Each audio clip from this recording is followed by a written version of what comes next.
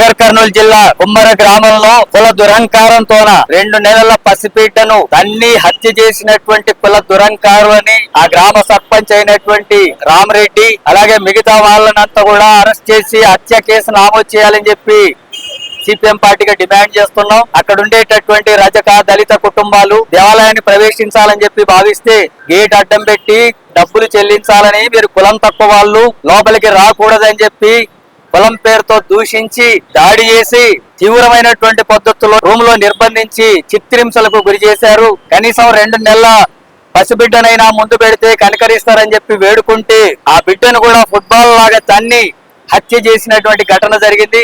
ఇంత దారుణమైనటువంటి ఘటన జరిగితే పోలీసులు స్పందించలేదు, బాధితులకు కనీసం రక్షణ కల్పించలేదు. పోలీస్ స్టేషన్ కి వెళ్లి దరఖాస్తు ఇస్తే వాళ్ళ దరఖాస్తు తీసుకోకుండా పెత్తందారుల దరఖాస్తులే, దాడి చేసినటువంటి అంతకుల దరఖాస్తులే తీసుకొని బాధితులపైనే కేసులు నమోదు చేయడం అనేది దేశంలో ఎక్కడ జరగదు. అలాంటి ఘటన నాగర్ కర్నూలు పోలీస్ స్టేషన్ లో జరిగింది. ఇప్పటి వరకు ఆ నిందితులైనటువంటి సర్పంచ్ ను మిగతా 4గురిని అరెస్ట్ చేయలేదు, వాళ్ళ మీద హత్య కేసు నమోదు చేయలేదు. ఈ ఘటనకు సంబంధించినటువంటి వాటి పట్ల పూర్తిగా నిర్లక్ష్యంగా వ్యవహరిస్తున్నటువంటి పరిస్థితి అయిన కాంగ్రెస్ పార్టీ సర్పంచ్ కాబట్టి అక్కడ ఉండేటటువంటి అధికార పార్టీ అండదండలతోన, ఎమ్మెల్యే మిగతా వాళ్ళ అండదండలతోన, ముఖ్యమంత్రి మావాడే ఉన్నాడనేటటువంటి అహంకారంతోన ఇలాంటి హత్యాకాండలు కొనసాగిస్తున్నటువంటిది ఉంది. మరి ఈ ఘటనకు పాల్పడ్డటువంటి వాటి మీద హత్య కేసు నమోదు చేసి ఆ గ్రామ సర్పంచ్ తో పాటు మిగతా వాళ్ళనంతా కూడా వెంటనే అరెస్ట్ చేయాలని, అట్లాగే ఫాస్ట్ ట్రాక్ కోర్టు ఏర్పాటు చేసి కఠినంగా త్వరగా శిక్షించాలని, ఈ ఘటనకుల్లో నిర్లక్ష్యంగా వివరించినటువంటి ఎస్ఐ, సిఐ, డిఎస్పీలను సస్పెండ్ చేయాలని,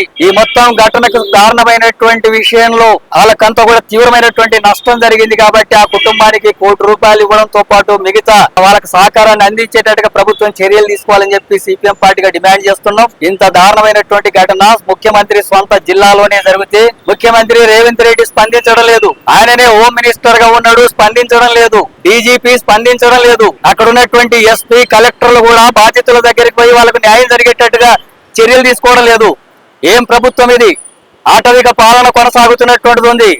రాష్ట్రంలో 142 కుల దురహంకార హత్యలు జరుగుతుంటే ప్రభుత్వం వాటిని అరికట్టే చర్యలు తీసుకోలేదు. కోదాడలో రాజేష్ అనేటటువంటి వ్యక్తిని, దళితుడిని పోలీస్ స్టేషన్ లోనే లాకప్ డెత్ చేసినటువంటి ఎస్ఐని సస్పెండ్ చేసి చట్టపరంగా చర్యలు తీసుకోవాలని ఆందోళన జరుగుతుంటే వాటి మీద స్పందించడం లేదు. ఈ రకంగా దళితుల మీద, అనగానటువంటి తరగతుల మీద, బలహీన వర్గాల మీద, రజకుల మీద, మహిళల మీద, పసికందుల మీద కూడా ఇంత దారుణమైనటువంటి పద్ధతుల్లో దాడి జరిగి హత్యలకు పాల్పడుతుంటే ముఖ్యమంత్రి స్పందించకపోవడం అనేటటువంటిది తీవ్రమైనటువంటి విషయం. ఇప్పటికే ఈ ఘటన మీద సిపిఎం పార్టీ బాధితులతో వెళ్లడమే కాకుండా రాష్ట్ర వ్యాప్తంగా ఈ రోజు నిరసన కార్యక్రమాలు చేపట్టినాం. ఈ డిమాండ్స్ అమలు చేయకపోతే ముఖ్యమంత్రి కార్యాలయాన్ని కూడా సిపిఎం పార్టీగా ముట్టడిస్తామని చెప్పి హెచ్చరిస్తా ఉన్నారు.